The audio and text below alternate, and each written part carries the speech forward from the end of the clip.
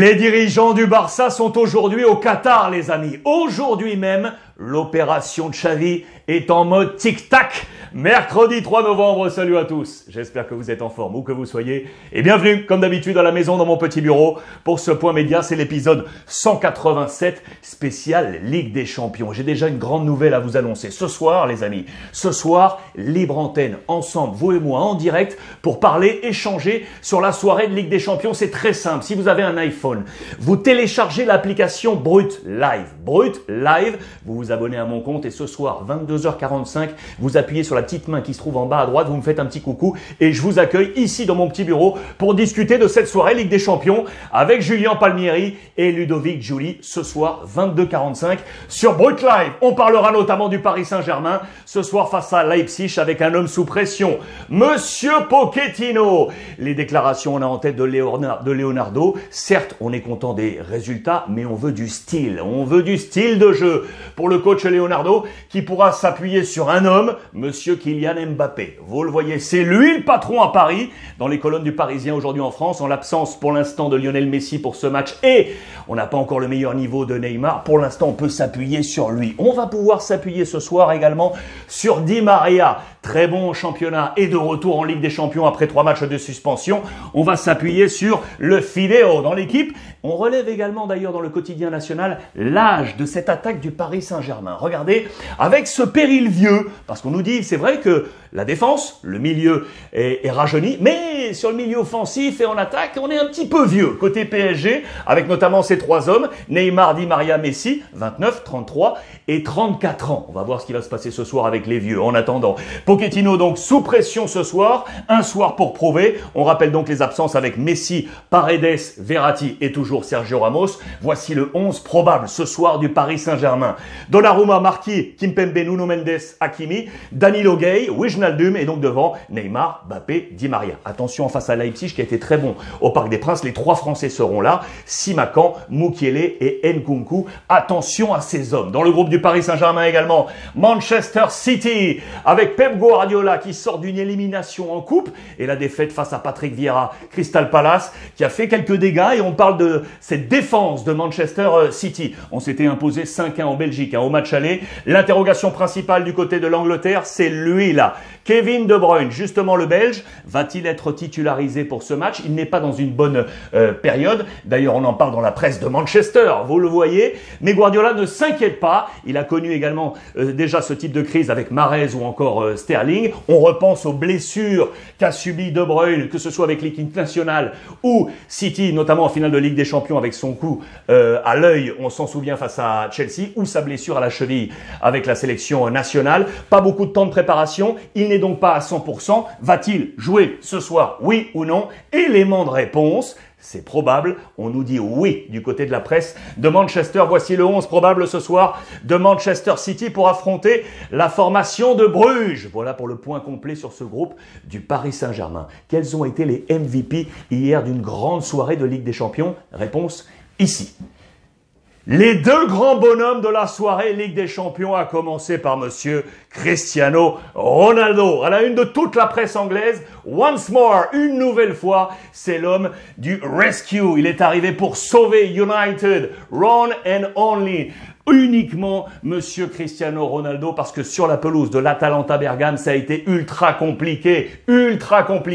Regardez une nouvelle fois cette rage-là de Cristiano Ronaldo. À 2 reprises, l'Atalanta a mené dans ce match et à 2 reprises, c'est Monsieur CR7 qui est venu ramener United dans le bain. Les Italiens ont très bien compris. Ronaldo fait mal, bien évidemment. Famale, vous le voyez ici avec CR7. Je vous ai mis d'ailleurs, c'est toujours intéressant de voir comment on joue du côté de Manchester United avec ce schéma de jeu qui était en 3-4-1-2. Vous le voyez, 3-4-1-2 avec Raphaël Varane ici d'ailleurs qui a été touché dans ce match. Regardez le respect des consignes.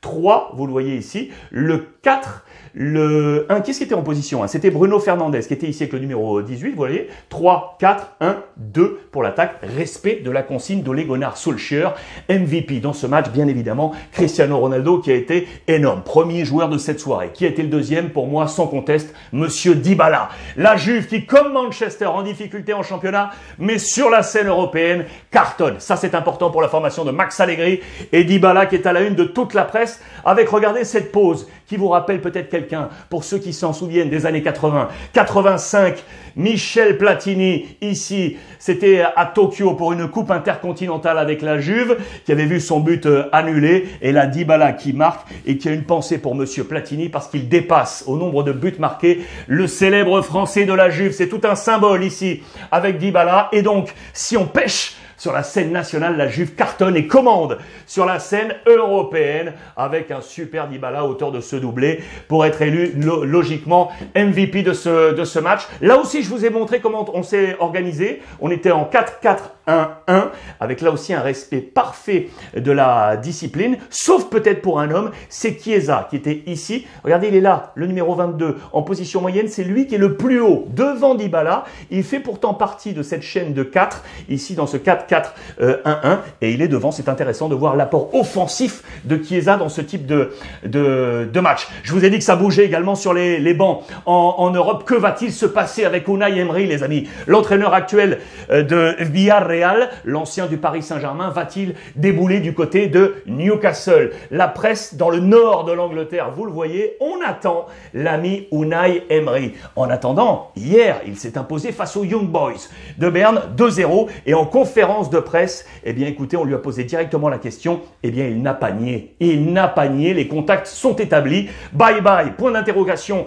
dans la presse de la communauté valencienne, vous l'aurez compris. Et donc regardez dans les colonnes de Marca, Emery ne nie pas, il ne nie pas le fait qu'il y ait aujourd'hui une conversation. Ça ouvre la porte très concrètement pour son départ vers Newcastle. Je rappelle la clause, 6 millions d'euros pour le voir quitter, vraisemblablement avec les nouveaux actionnaires de Newcastle. Cela ne devrait pas être un problème, pourquoi pas aujourd'hui avec ce changement. On l'attend dès samedi sur le banc de Newcastle. Dès samedi sur le banc de Newcastle. Les informations Barça, les dirigeants catalans sont aujourd'hui au Qatar, les amis. Les dirigeants barcelonais sont aujourd'hui au Qatar pour aller chercher Xavi. En attendant, le Barça est toujours en vie, les amis.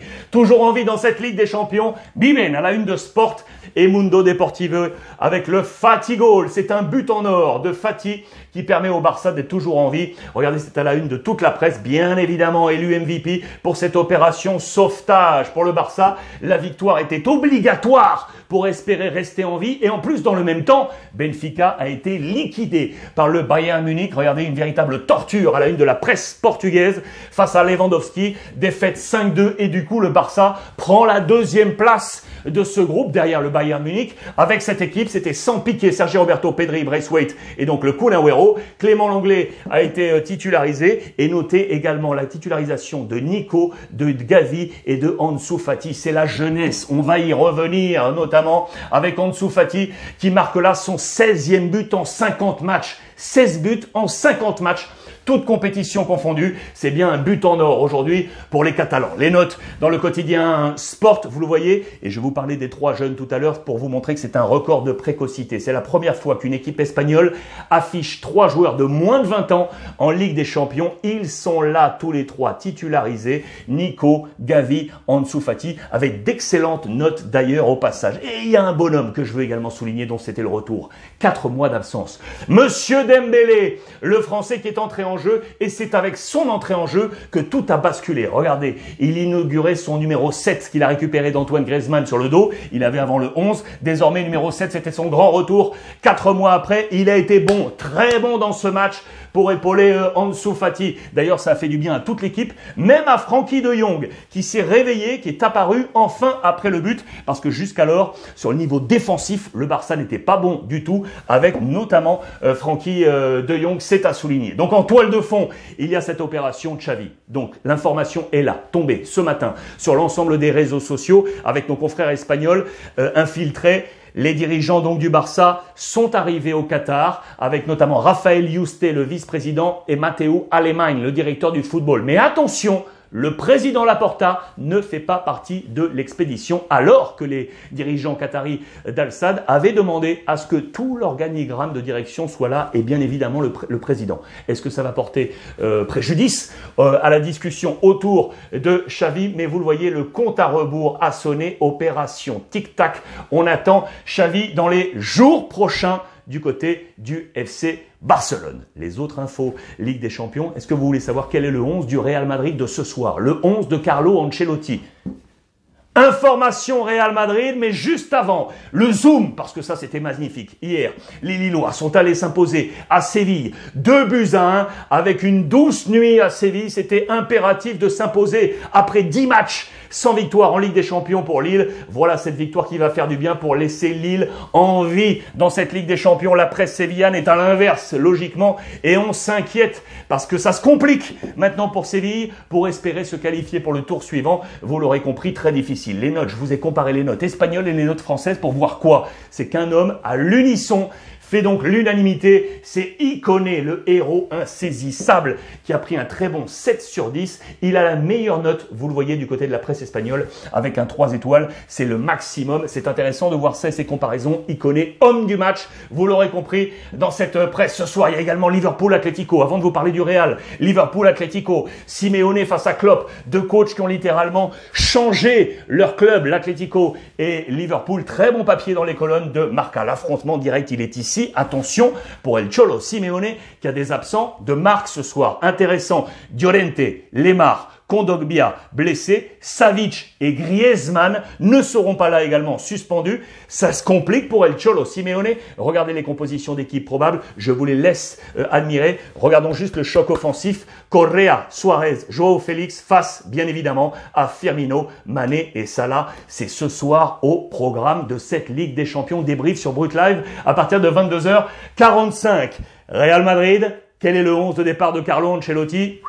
Real qui ce soir affronte le Shakhtar Donetsk avec en toile de fond le but 1000 qui marquera le 1000e but de l'histoire européenne du Real Madrid. Ces buts, il y a, regardez, c'est à la une de As. Le premier but, c'était Miguel Muñoz qui l'avait marqué, le 100e Di Stefano, 200 pour Puskás, 300 pour Jensen, 400 pour Losada, 500 pour Guti, 600 pour Beckham, 700 pour Higuaín, 800 pour Cristiano Ronaldo, 900 pour Cristiano Ronaldo de nouveau. Et qui marquera ce 1000e but? Peut-être Karim Benzema, les amis. Peut-être Karim Benzema pour rentrer encore un peu plus dans l'histoire du Real Madrid. Madrid, attention, hein, attention, 41 jours sans victoire à domicile. 41 jours sans victoire à domicile. Depuis le 22 septembre, c'était face à Majorque. Depuis, une défaite face au Sheriff et 2 matchs nuls avec aucun but marqué. Villarreal et Osasuna, il faut marquer et on va donc compter sur Karim Benzema et sur l'association avec Vinicius, bien évidemment. Allons-nous compter, oui ou non, sur Eden Hazard, les amis?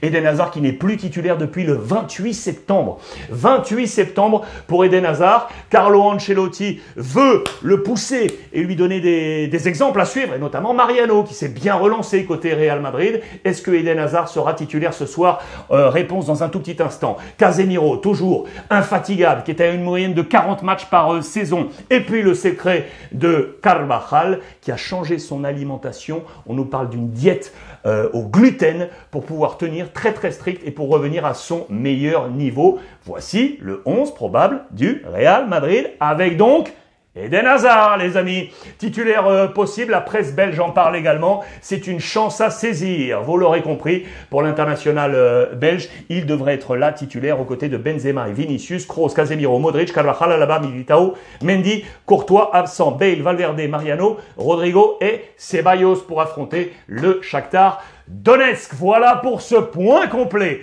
Les amis, je vous rappelle donc que ce soir, on se retrouve Brut Live, 22h45. J'espère que vous serez au rendez-vous. On va se régaler. En attendant, comme tous les jours, profitez des vôtres.